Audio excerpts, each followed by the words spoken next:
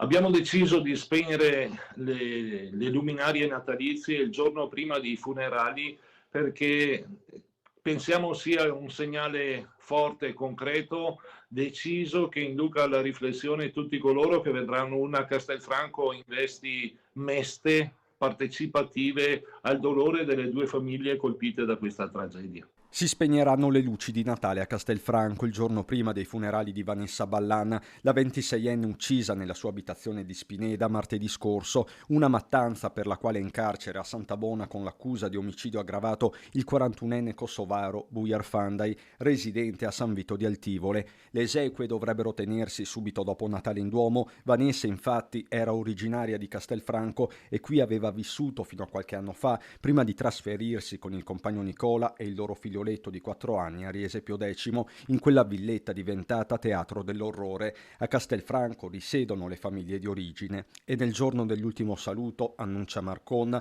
sarà l'intero territorio castellano a fermarsi. Sarà così e lo faremo in accordo anche con i sindaci della Castellana, con i quali ci siamo già confrontati per essere vicini anche al comune di Riesepio X, al comune di Castelfranco.